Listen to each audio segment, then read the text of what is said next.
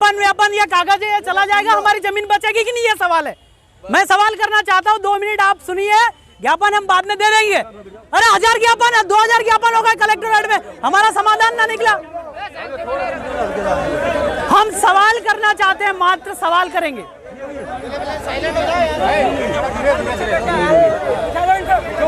क्यों? आप बैठ जाइए, चुपचाप हो जाओ, सब नीचे बैठ जाओ। अरे आप बोलो, ये सुन लो, 2 मिनट सुन लो, वाचन कर रहे हैं, सुन लो। महोदय मैं आपसे एक सवाल करना चाह रहा हूं कि ये जिले के न्यायाधीश महोदय क्यों नहीं आए हमारे बीच में? सब लोगों का इंतजार है कि हमको न्यायाधीश, जिला न्यायाधीश महोदय से ही मिलना है। अब ये सवाल का जवाब भी हम लोग जानना चाहते हैं कि क्या ज्योतिरादित्य सिंधिया जी आए हैं, उनके ऊपर 144 धारा लागू नहीं होती? अब महोदय हमारे इस रतलाम ग्रामीण का जो विधानसभा है उसके अंदर जो जमीन जा रही है उसके 52 गांव शेड्यूल एरिया के अंदर आ रहे हैं, जो आरटीआई लगा के हमने फाइल किया। उस शेड्यूल एरिया में सरकार की 1 इंच भी जमीन नहीं है, यह पिरामिड जजमेंट बोलता है। तो क्या आप उस जजमेंट के खिलाफ जा रहे हैं? ये महोदय समता जजमेंट भी ये बोलता है कि अनुसूचित क्षेत्र में एक व्यक्ति है और भू राजस्व संहिता की जो 165(6) है उस धारा में यह लिखा है कि आदिवासी की जमीन गैर आदिवासी नहीं ले सकता। तो क्या सरकार आदिवासी है जो हमारी जमीन ले रही है?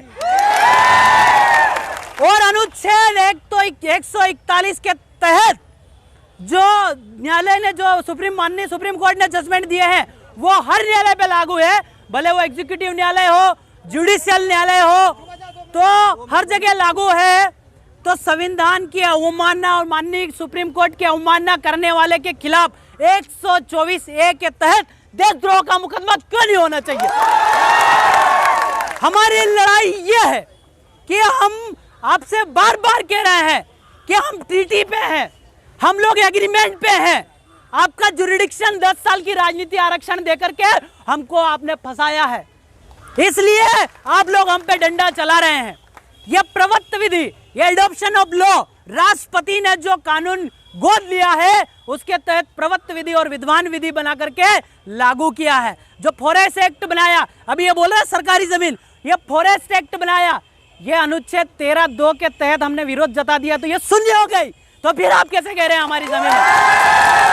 संविधान को मान आप नहीं रहे हैं, कानून को मान आप नहीं रहे, और देशद्रोही हमको कह रहे हैं। ये कहाँ का कानून लाया है? तो ये चीजें हैं। हमारे 52 गांव अनुसूचित क्षेत्र है और उसकी 1 इंच भी जमीन महोदय, हम गर्दन कलम हो जाए, जमीन हम नहीं देंगे। भले ये ज्ञापन एज ए आप राज्यपाल जी हैं, एज ए आप कलेक्टर हैं, आप राष्ट्रपति जी हैं, ये मान करके हम आपको ये ज्ञापन दे रहे हैं। भले आप एक अनुविभागीय अधिकारी हैं, पर हम आपको एक राष्ट्रपति की, क्योंकि हमारे यहाँ राष्ट्रपति और राज्यपाल ही 2 मात्र कानून लगा सकते हैं, इसके अलावा हमारे यहाँ कोई।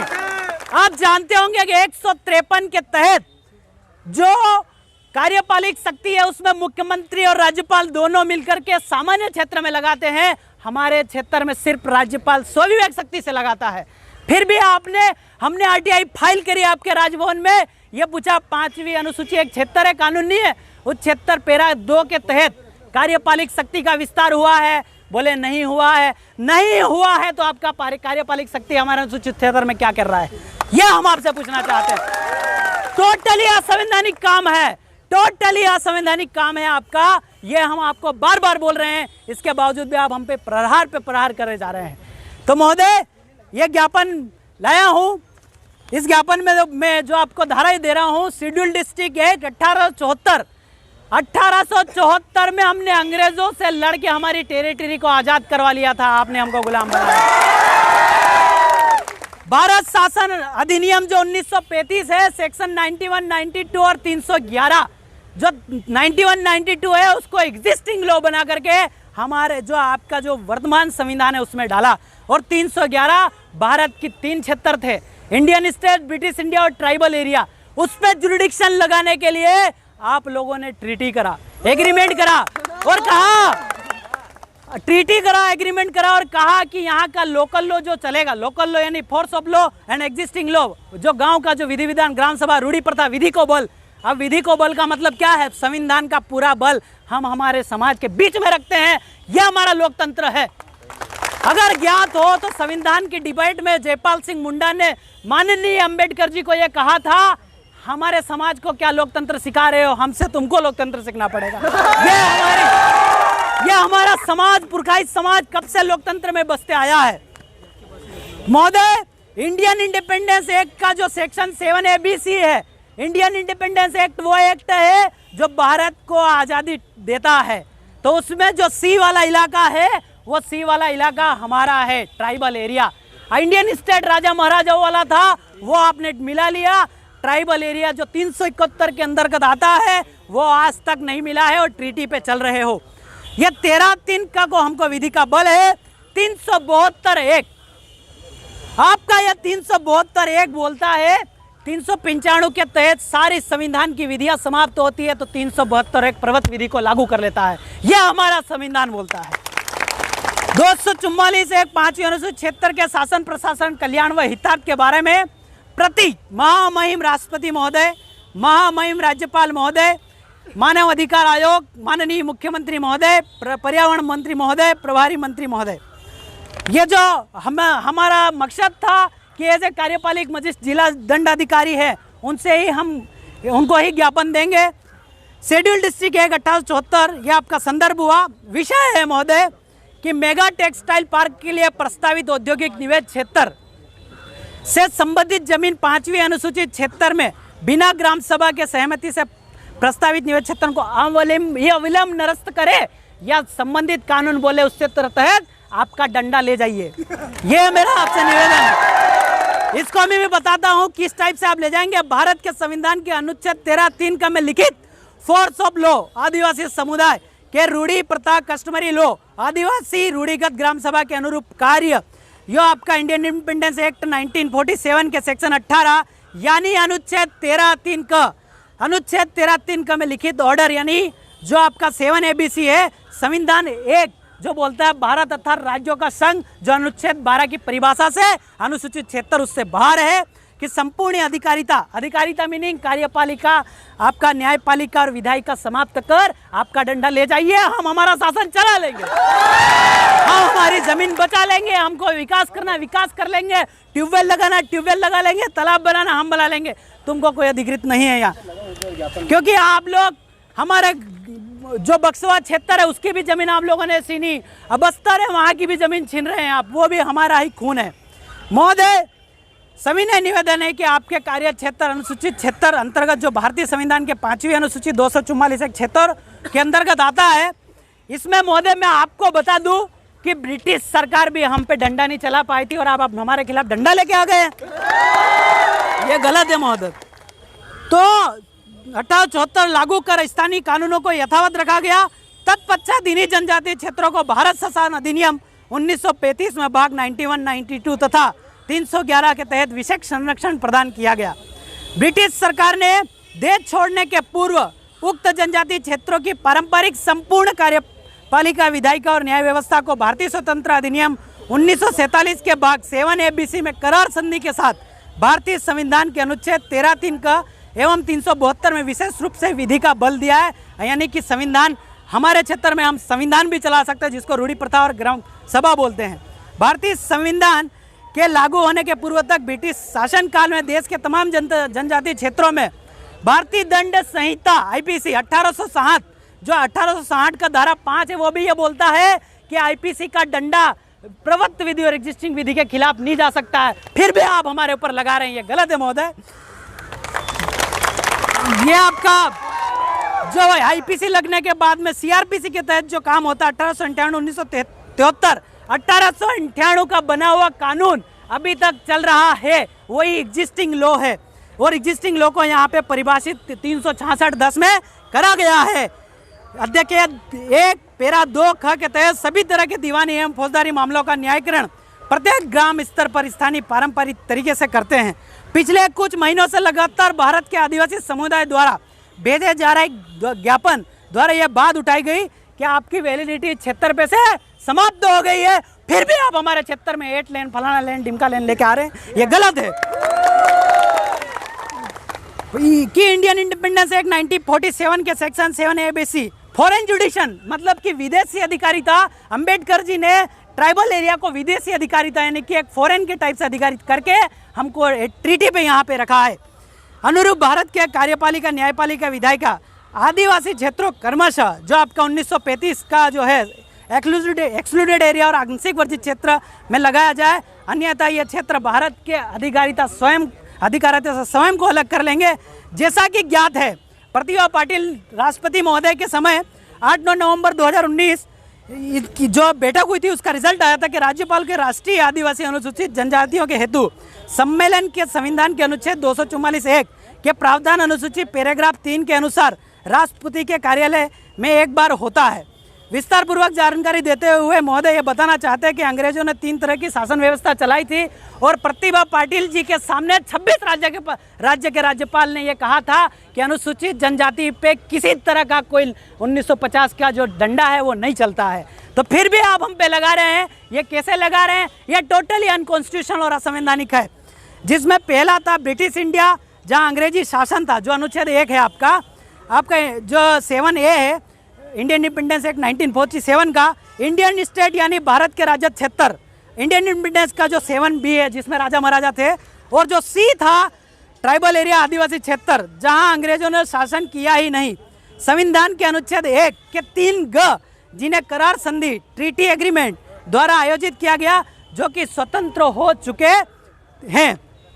आदिवासी को 10 साल का राजनीति आरक्षण देकर यह कहकर ब्रिटिश बनाम भारत में मिलाया गया, जो आप हमारे पे डंडा चला रहे हैं, जो कि मिलाया गया कि आदिवासी अभी शासन चलाने के काबिल नहीं है, ये करके इन्होंने हमको शामिल किया। तो मैं ये बोलता हूँ हम अभी शासन चला सकते हैं, आप लोग ले जाइए आपकी फैक्ट्री। 10 सालों के लिए आप हमें अनुच्छेद 334 द्वारा, ये हम अनुच्छेद भी इसलिए बता रहे हैं कि आपका डंडा फिर से गलती न कर बैठे। महोदय ये जो करार है अनुसूचित क्षेत्र वर्सेस भारत शासन की अधिकारिता में हुआ है, जिसमें आपकी सरकार की संपूर्ण अधिकारिता की वैलिडिटी हमारे क्षेत्र पे समाप्त, क्षेत्र में सारी कार्यपालिक शक्ति न्यायपालिक करार के माध्यम से चल रही है। इस व्यवस्था में हम काफ़ी समस्याओं का सामना करना पड़ा है। श्रीमान जी से निवेदन है कि हमारे समस्या का समाधान करें, अन्यथा आपकी अधिकारिता आपके क्षेत्र में ले जाइए। महोदय ये जो समस्या है ये हमको प्रकाशित हुई थी दिनांक 26/6/2021 के समाचार पत्र दैनिक भास्कर में छपी खबर ने हमें एक मृत रूप दे दिया और हमारे जीवन पर सवाल खड़े कर दिए।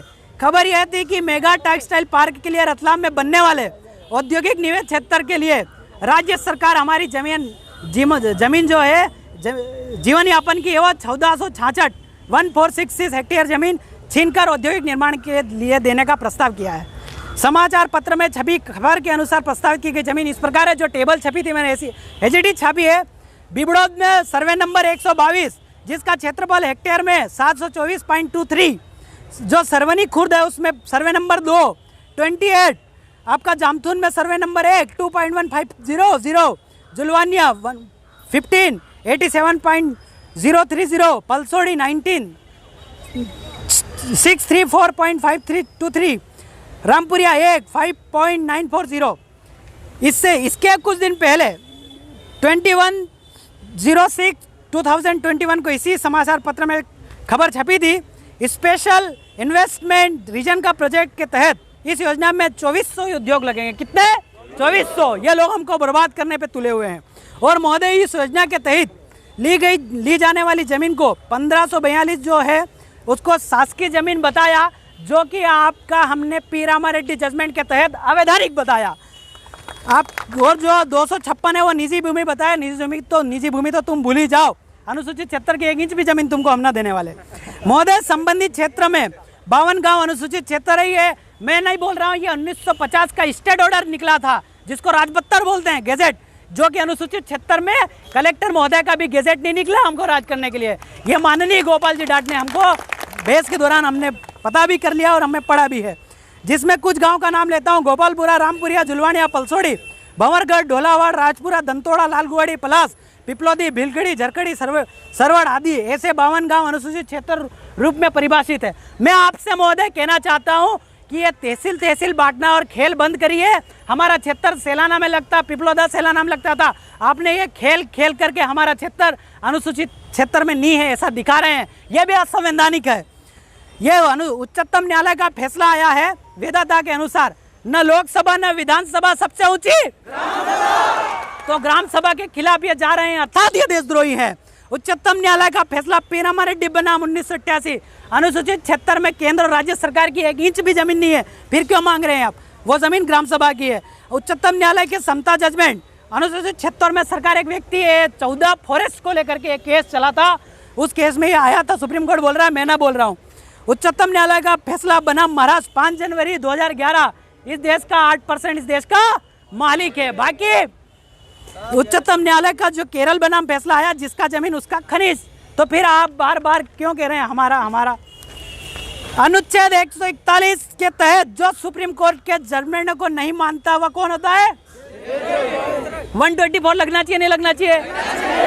महोदय, उपयुक्त जजमेंट को देखकर वह समता जजमेंट के अनुसार अनुसूचित क्षेत्र में सरकार एक व्यक्ति के समान है, बराबर। भू राजस्व संहिता की धारा 165(6), यह आपकी वहाँ कार्यालय में बुक है, उसमें लिखित में है।